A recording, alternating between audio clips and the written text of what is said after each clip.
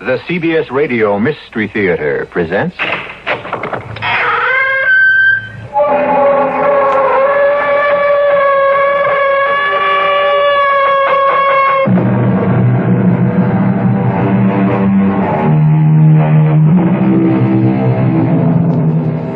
Come in. Welcome. I'm E.G. Marshall. We call a concept fantasy when it fails to fall within the pattern experience has led us to expect. Fantasy, then, is unnatural, supernatural, if you like, because the road it takes is heretofore untraveled. Considered in that light, this adventure of Ralph and Wilma Albertson's is fantasy. Ralph and Wilma have had their fill of the city's turmoil.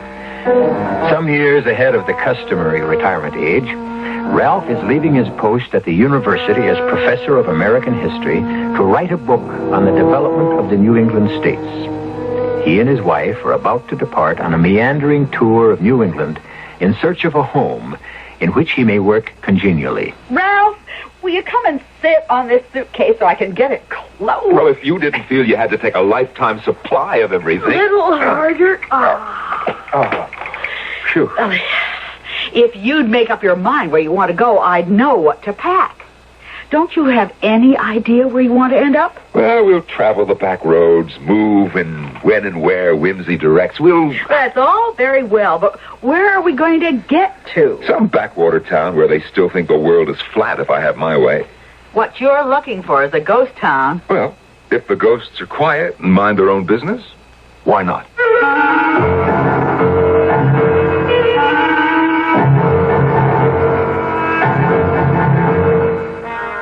Our mystery drama, Sleepy Village, was written especially for the Mystery Theater by Fielden Farrington and stars Norman Rose and Martha Greenhouse.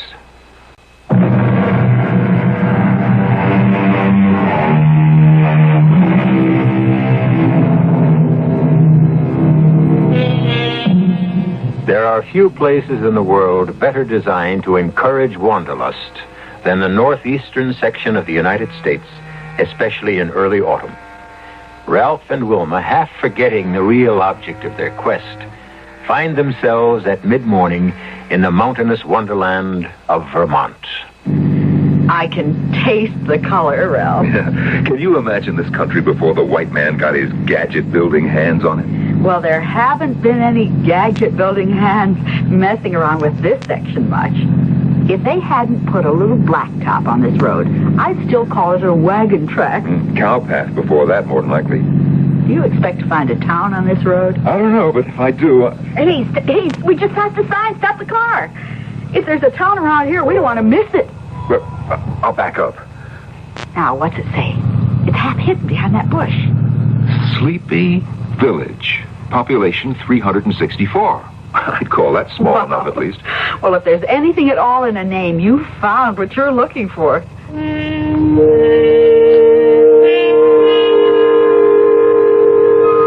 call it a ghost town. It's got people in it. I saw at least 3 men hanging around outside the barber shop. Oh, yes, and they saw us, too. I think it's just about the most beautiful little town I've ever seen. Well, now, I'll remind you that you said that. Wow, that must be the town hall. You know, I don't see a real estate office. Are you serious? It's a perfect little gem of a town, Ralph. Let's park and ask somebody. The town's only about 4 blocks long. I'll wait here. You go ask one of those men in front of the barber shop. Okay. You know, you look like an awful city slicker. I am a city slicker. Excuse me. I wonder if you might tell me where to find a real estate dealer? Fella sells houses and all? That's right. Man you'd want to see, I expect, would be Ellis Perkins. He's the mayor. Oh, where would I find him? This, right over yonder in the village hall. It might be there. Might not. Well, I'll have a look. Thank you very much. We have to see the mayor. The mayor? Mm-hmm. He must sell real estate on the side.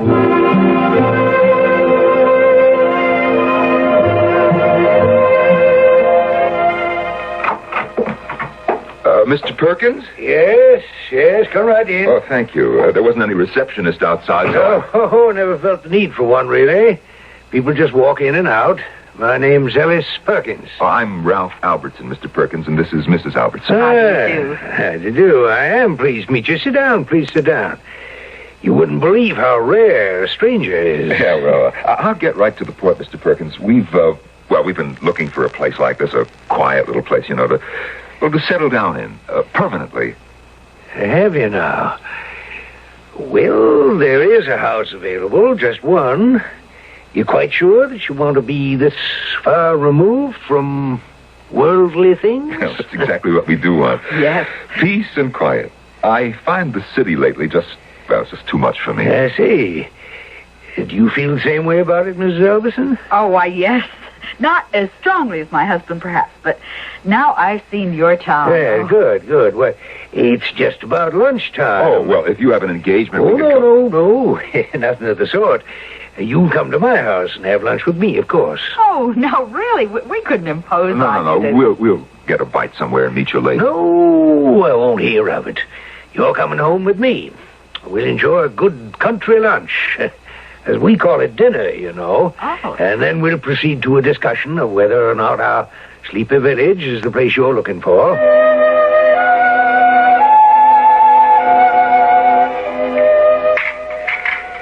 Oh, dear. I may not eat again for days. Do you always eat like this at lunchtime? Ham steak, home fried potatoes, green beans. Well, it's really the main meal. Supper isn't quite as elaborate, except on occasion. Well, it certainly was delicious. Yeah. I'd be fat as a pig if I had a lunch like this every day. Everybody ready for the apple pie? Oh, my goodness. Too much? Oh, yes. No, Lucas. I guess you better save the pie for supper. Want me to bring the coffee in here, Mr. Perkins, or in the sitting room? In the sitting room, I think, Lucas. Where should we go in? More comfortable talking in there than around the table. Now, if Lucas does everything else as well as he cooks, he's really a gem, Mr. Perkins. Does he live in? Oh, yes, has for 10 years or more now. Take that chair, won't you, Mrs. Albertson? Thank you. Yes, used to be my dear wife's favorite. Want me to pour, Mr. Perkins, or just leave the tray? I put it on the coffee table here. I'll pour. You go have your dinner now, Lucas. Want anything, just holler. Yes.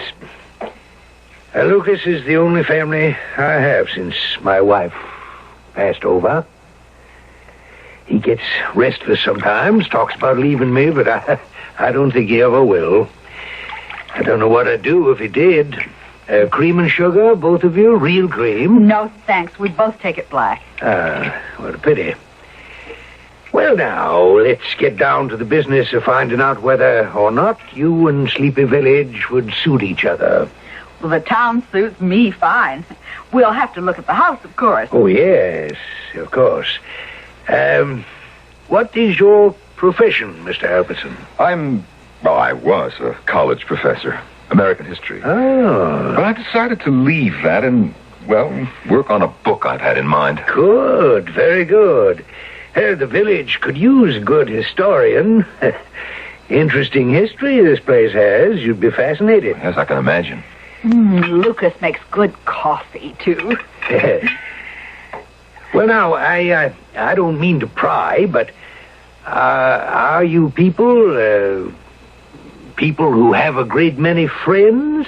That is, to whom old friends are terribly important? Oh, well, we have an average number of friends, I suppose, although I can't see what... Well, living in an isolated place like this might be... Well, if we miss them, we'll ask them to come and see us. Yes. But you are looking for a place where you can get away from people, and I assume that includes friends as well as strangers. Mr. Perkins, I don't understand what difference all this makes to you. Oh, I'm sorry. I hope I haven't offended you. It's a very small village, Mr. Albertson, and, the relationships are very close. Intimate, you might say. We find we have to make sure we're getting the sort of people who will blend. Oh, I see. A sort of gentleman's agreement. Is that what you mean? Oh, no. Nothing like that at all, no. Nothing whatever. It's just, well, now, how can I make you understand? It's just that comings and goings upset our people terribly. We can't have people moving in and then just packing up and moving out again. It's, well, that's quite impossible. I think perhaps the best plan would be not to move in the first place. Oh, dear. I've done this very badly. I've given you the wrong impression altogether. Ralph, don't you think... Well, it's such a sweet little place, and maybe the reason we like it so much is that Mr. Perkins does make sure he has the right people before going on with it. Not just anybody would fit in here. You have to admit that.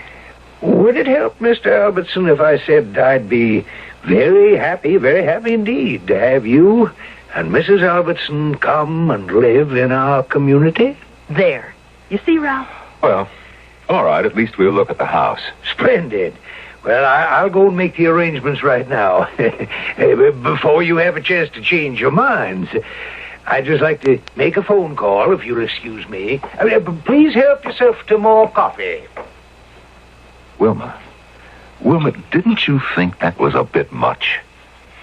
Well, except he's right.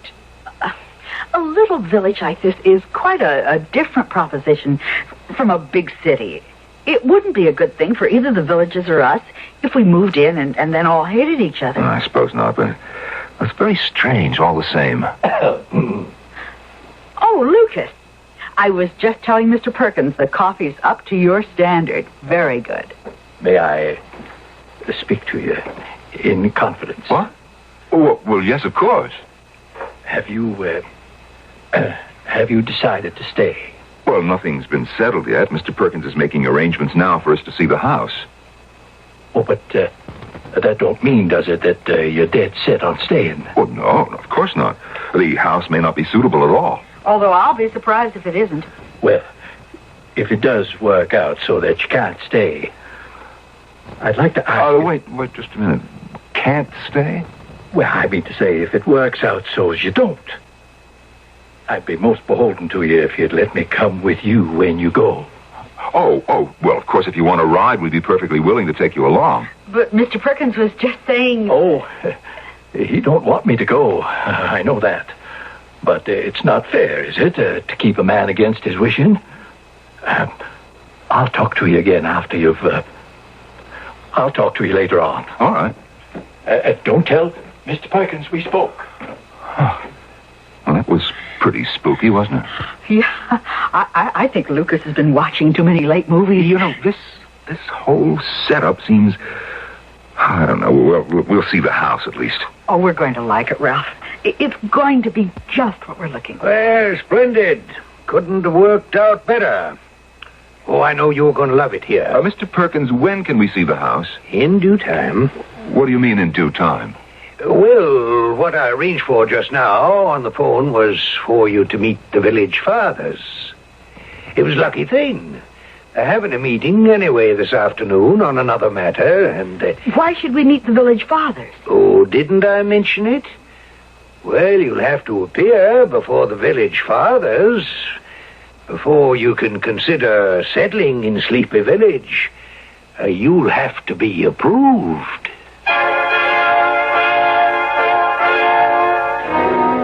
If a man wants to buy a house in a town that he finds attractive, if he has the money to pay for it, even if one house comprises the entire market, doesn't it seem odd to ask him to appear before the town's governing body and establish his worthiness? But Sleepy Village is a place of many, many odd characteristics. We'll encounter more of them when I return shortly with Act 2.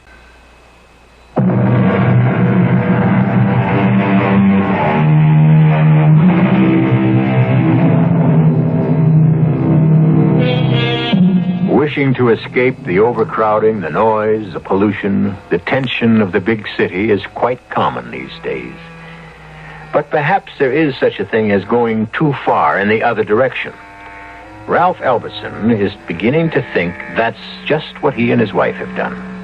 They found a place aptly named Sleepy Village, but the mayor, Ellis Perkins, has told them that they must appear before the village fathers and be found acceptable before they may consider settling down.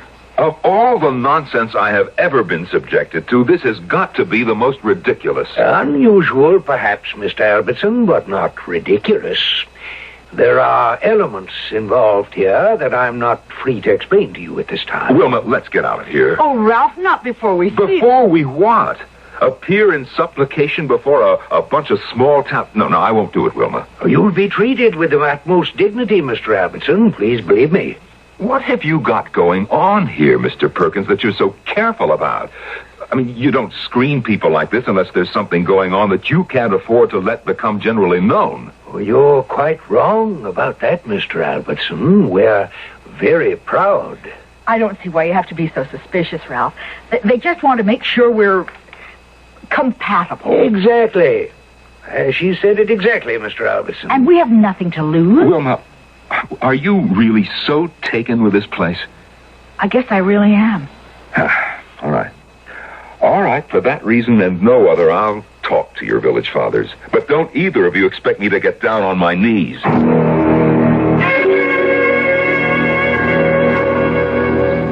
Meeting starts promptly at 3:30. Oh, Ralph, surely you don't think... I think we're damn fools for having any part of this, if you really want to know what I think. Mr. Perkins, Yes, Lucas? tell her on the telephone wants to talk to you. I didn't hear the phone ringing. Who is it? Wouldn't tell me his name, just said it was almighty important. I told him I'd tell you that. Oh, dear. I mustn't be late for the meeting. Well, I won't be a minute. Wasn't no call on the telephone, you know. I just told him there was. Lucas, why did you do that? Want to have a word with you. You ain't really figuring to stay in Sleepy Village, are you? Well, we're going to see the village fathers. We don't know yet whether we're going to stay or not. Well, I wouldn't. Indeed, I wouldn't, Mr. Albertson, if I was you. Why not, Lucas? Lots of reasons. Well, if it turns out you don't have to stay, you promised to take me away with you, remember? What do you mean, if we don't have to stay? Well, the way it works out sometimes. Oh, here he comes. I better get... Lucas, there wasn't anybody on that phone. There wasn't? No, there wasn't. Was when I talked to him. That's all I know. Well, no time to worry about that now. Are you ready to go? As ready as I'll get, I guess.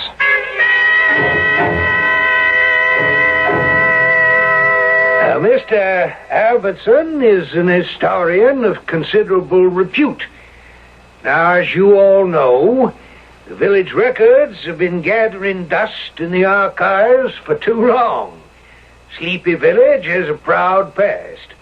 I have no doubt whatever that Mr. Albertson could be prevailed upon to go through those records and put them in order and set them down in readable form for all to enjoy. I feel no hesitation whatever in recommending them wholeheartedly as future citizens of Sleepy Village. I never heard of such a thing. I just never in my whole life heard of such a crazy thing. Well, it did seem... Well, I thought it was sort of funny. Funny?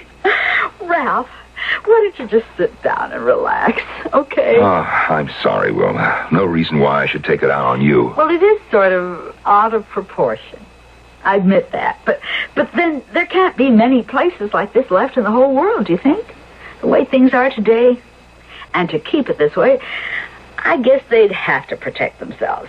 Otherwise, it would be just like any other small town. Well, I don't like to be interrogated. Congratulations! Oh, I am so pleased.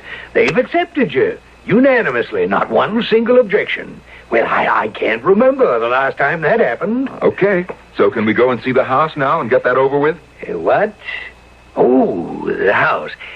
Well, now, don't worry about that. I think this calls for a celebration first, don't you? No, I honestly don't, if you want my opinion. Now, what we better do is take a look at the house and then do something about finding a place to spend the night. Now. I'm not going to listen to any arguments about it. You're just going to have to leave everything to me. Well, you have to say one thing for this town. It's not short on hospitality.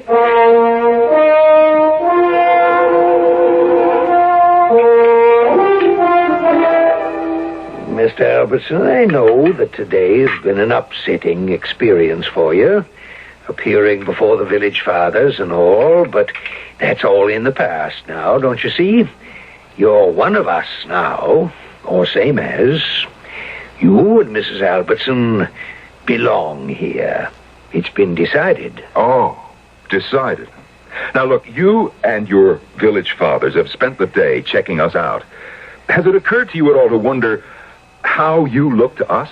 I'm as fussy about who lives next door to me as my next-door neighbor is. Ralph, please, don't you think... And I don't like people prying into my business. I don't like people sitting in judgment, deciding whether or not I'm good enough to mingle with.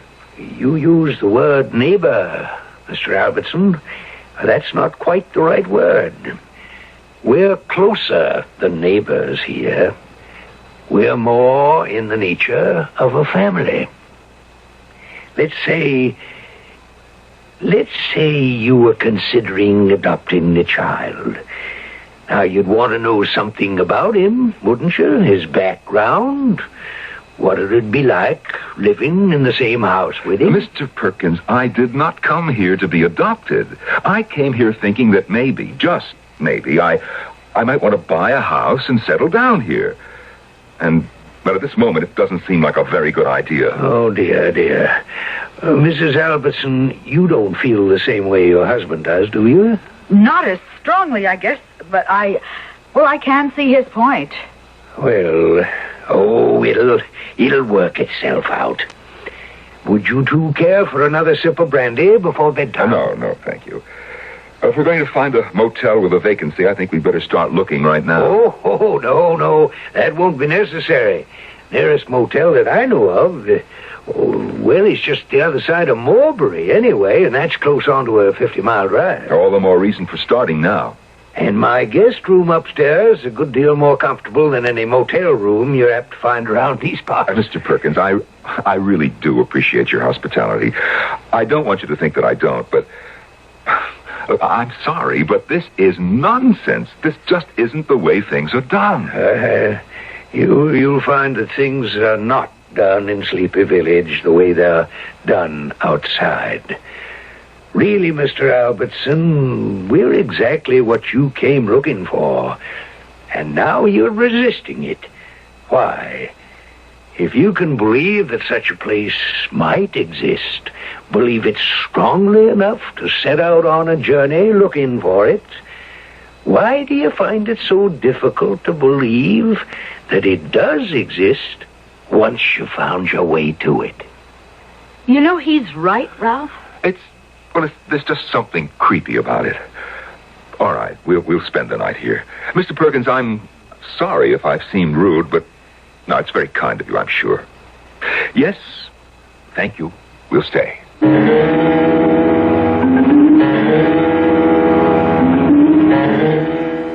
Lucas? Oh, Lucas? Yes, Mr. Perkins.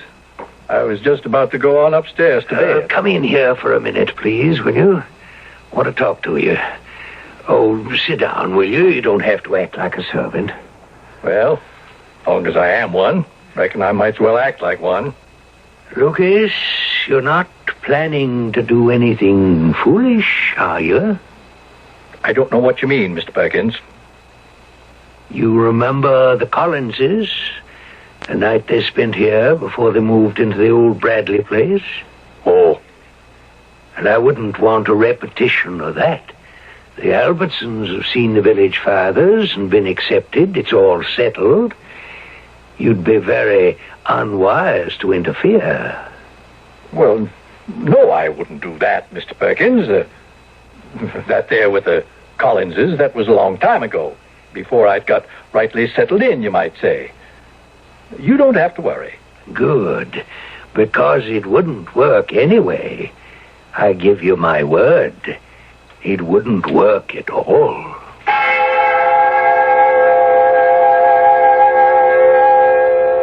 Wilma, I suppose you think I've overreacted, but this is the damnedest thing I ever heard of. Yes, but It's kind of sweet. Don't you think, I Ralph? might think so, yes, if it weren't for the village fathers and their interrogation. I didn't like that, Wilma. No, but once we're part of the village... I still won't like it. I'm not at all sure yet that we're going to be part of the village. I have a feeling, though. No, there's more to this than old Perkins has told us. I don't know, there's some kind of a catch. I get a wrong feeling. What was that? How settling. Or somebody knocking at the door. Somebody knocking? I'll see who it is. Oh, yes, Lucas. I have to talk to you. Well, we're all ready for bed. Can't I wait until morning? Oh, I got to get it settled tonight, Mr. Albertson. If I can, I got to. Can I come in and shut the door? It's okay, Ralph. Okay. All right. What is it, Lucas? You folks don't really want to stay in this place, do you? Well, we haven't decided yet. We haven't seen the house. We like the town, all right. But, of course, we can't decide anything definite until we've seen the house. House ain't got nothing to do with it, Mrs. Albertson. Nothing whatsoever. Of course it has.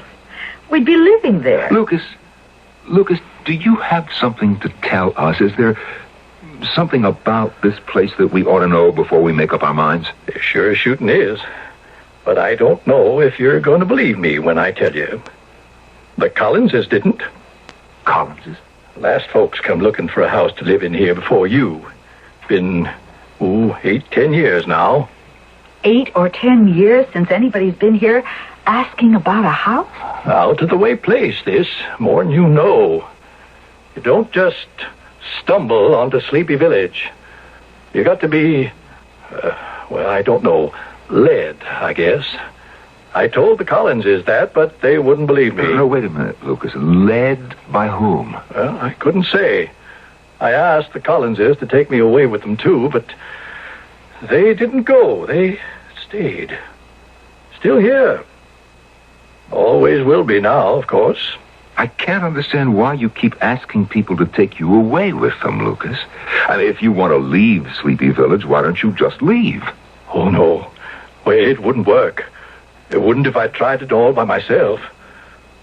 I think you ought to make up your mind to get out of here, Mr. Albertson, not just so as you can take me with you, but for your own good. Maybe they'll still let you go. Let us go? Well, damn well let us go if we want to go. I sure hope so. We could still leave tonight. Better chance to get away after dark than in the daytime. Now, look, you're going to have to explain that, Lucas. If you want us to take you away with us in case we go, well, you're going to have to tell us what is going on here. Well, they're all dead, you know. Not me. I don't think. But all the rest of them's dead as dead can be. Been dead for years. A village full of dead people? People who walk the streets, speak with a down east accent, overeat at dinner time, quarrel, behave, in other words, as we expect living people to behave? Well, to clear that one up, it would be necessary to define death, which would involve defining life. Would you care to try? Perhaps the definitions will be forthcoming when I return shortly with Act 3.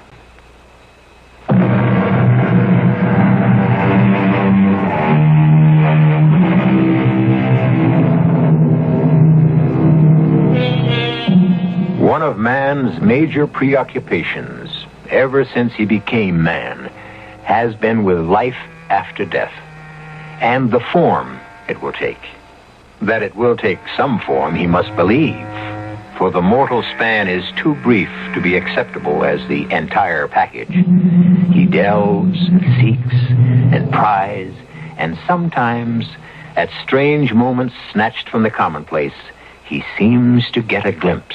Oh, but you can't possibly go. It's never happened before. Then this will be the first time, Mr. Perkins, because we are going. Well, no, I'll tell you what we'll do. We'll go and have a look at your house and then come back here and discuss it over a good, hearty breakfast. How does that strike you? Well, frankly, it leaves me cold. We'll get our breakfast along the road somewhere. Oh, dear. Mrs. Albertson. I have to agree with my husband. It seems a shame, but I don't see how we could possibly be happy here. Not that I believe what Lucas says for a minute, but... What does Lucas say? Oh, that's not important. We're grateful for your hospitality, Mr. Perkins, and we both agree that you have a beautiful little village here, but, well, it's just not for us. Now, we're all packed. We'll be out of here in a few minutes.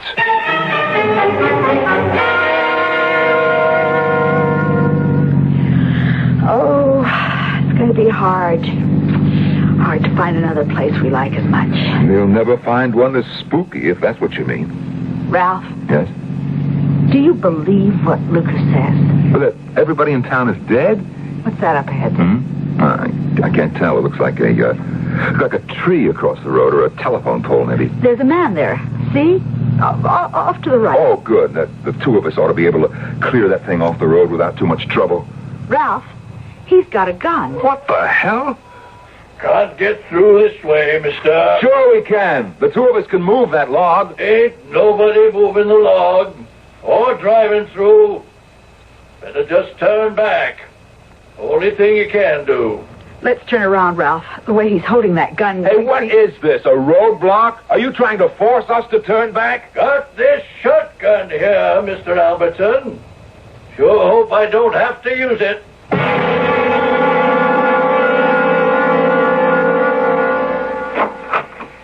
I was waiting for you to come back.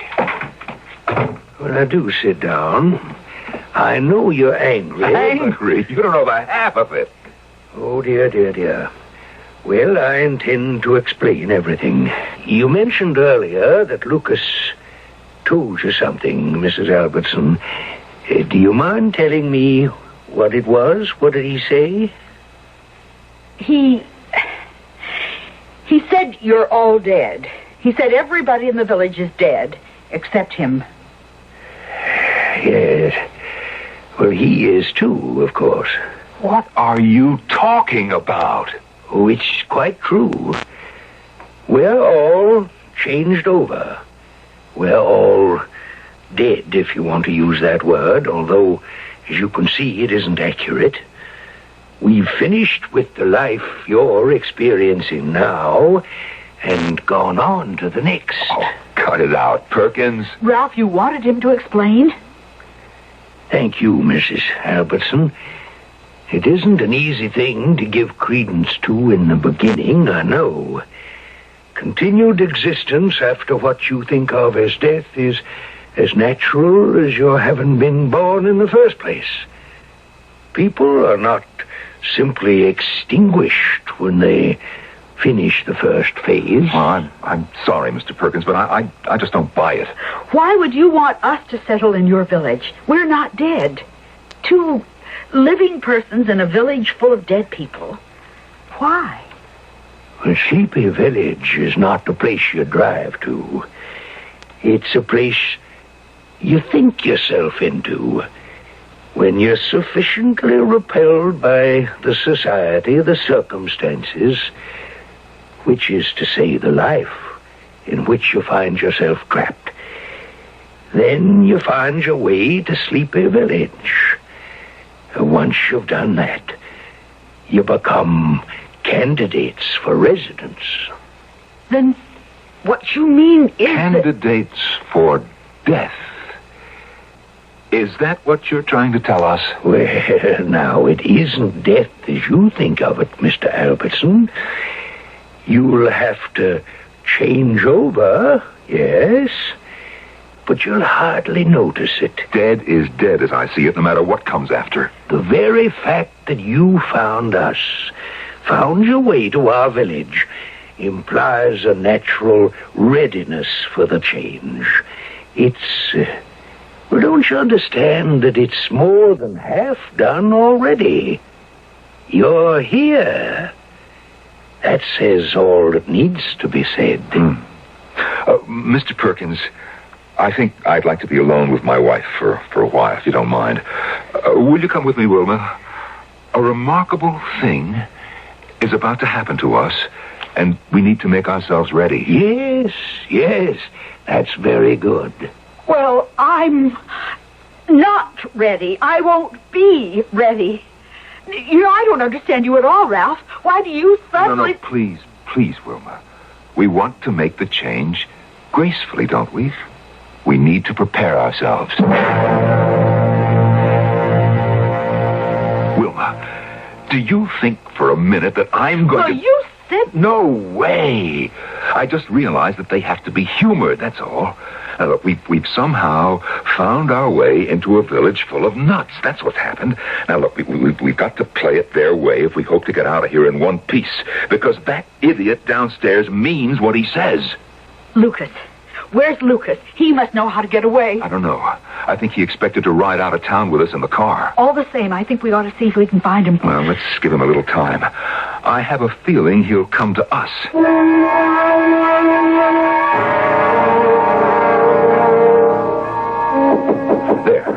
There, that'll be Lucas. Lucas, come in. Where is Perkins? Went out a while back. I waited a few minutes before I come up just to make sure he wasn't still snooping around. I expect he's making the arrangements about you folks right this minute. Arrangements? Well, they won't want to waste any more time than they have to. Well, you folks been cutting up. Lucas, can you get us out of here? I think I can sneak us out all right. Ain't gonna be easy, though. Lucas, if you knew the roads would be blocked, then you weren't expecting just to ride out of town with us in the car, were you?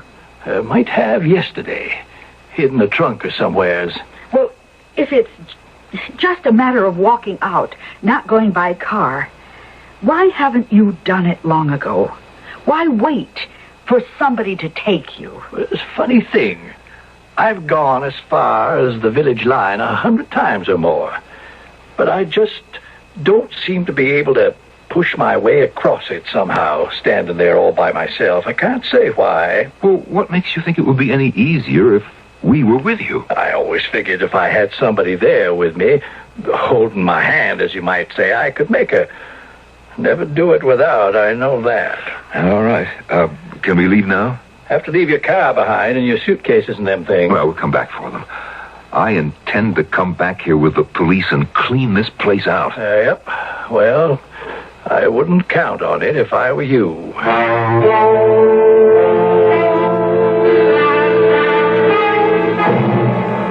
Now, just walk along natural, talking and going on like I was showing you around.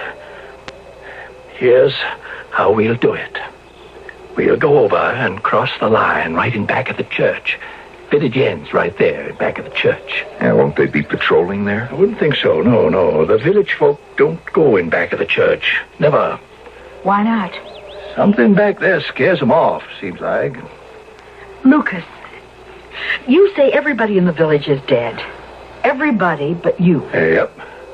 How does it happen you're not? Wondered about that a good deal myself. Come to the conclusion it just slipped their minds. I wasn't important enough for folks to take much notice of when I showed up. How did you happen to come here in the first place? I can't hardly recall anymore. I was hitching at the time. Hitchhiking? Yep. Mr. Perkins put me right to work as soon as the village father said it was all right. His wife had just made the second change, and he needed somebody. The second change? Oh, they die. Well, they don't live forever here in the village. Second changeover, they call it, and I reckon that's what it is. Oh, they're dead, all right. Everybody but us. That's the line. Right there, at the foot of that old oak tree.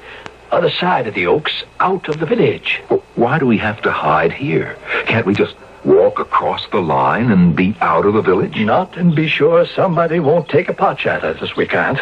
Ain't nobody ever got out of this village, to my knowledge, once they've been accepted by the village fathers. I ain't sure I can make it. What? What do you mean? Well, if I get to holding back, now you just take my hands and pull. You hear me? No matter what I say, you drag me on across that line, past that old oak. But if you ask us not... Don't pay me no mind. drag me over by the heels if you have to. Well, time to go, I reckon. Here, take me by the hands, both of you. What, well, you're shaking like a leaf. I ain't never been so scared in my whole life. You two just walk on up to that tree and across. Come on. Come on, don't hang I'll back. just stay on here. See that you two get across all right, but I'll just stay on here. Come on, let's go. Changed my mind, Mr. Albertson. Reckon I'll just stay on here. No. Now, we're taking you with us whether you like it or not. That's what you asked us to do, and that's what we're doing. Well, that was a while back, Mr. Albertson. A fella can change his mind. I'm sorry, let's Let go. me go. You let go of me, you hear? I'll yell for Ernie Grafton if you don't. What I said before don't make no difference. You let go of me. You come on, will you? Ralph! I ain't a-going. Ernie, down here, back in the church. Shut up! Shut up, you damn fool! Up, Wilma, push him! Push him, get behind him Ralph, and I push him! can't! If he doesn't want to! All he's been talking about for the last 24 hours is wanting to get away. Now, come on, you! Lord, help me. No! There. We're out of their miserable village. We're across the line, Lucas. Lucas. Ralph. He's not here. Of course he's here. Lucas! Ralph. Look around you. For heaven's sake, look around you. I am. Where the devil did the idiot get to? I don't mean that. Look what this is we're standing in. Just a minute ago, it was a vacant field, and now... Oh! It's just a... Oh. It's a graveyard. I didn't notice it before. Oh. It wasn't here before. Ralph. Read that. On the headstone. Go ahead, read it. Ellis. It's almost worn away. Ellis. Perkins. 1834 to 1904. But... And this one, over here. Lucas Madison. 1897 to 1963.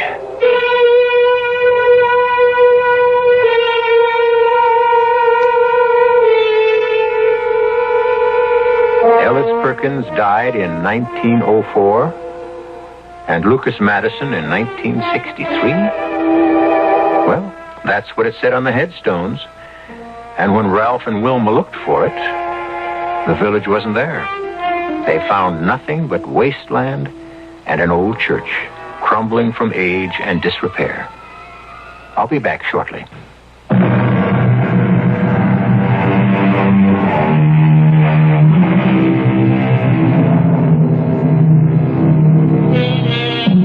Wilma and Ralph Albertson found a fine old colonial house eventually in a lovely little town in Connecticut. And Wilma says dreamily sometimes as they sit down to lunch, I wonder what Ellis Perkins is having for dinner today, and who's fixing it for him. Well, sleepy villages may come and go, but Mystery Theater will be back with another account of the improbable, but not the impossible. Our cast included Norman Rose, Martha Greenhouse, Kurt Benson, and Ken Harvey. The entire production was under the direction of Hyman Brown. This is E.G. Marshall inviting you to return to our Mystery Theater for another adventure in the macabre. Until next time, pleasant dreams.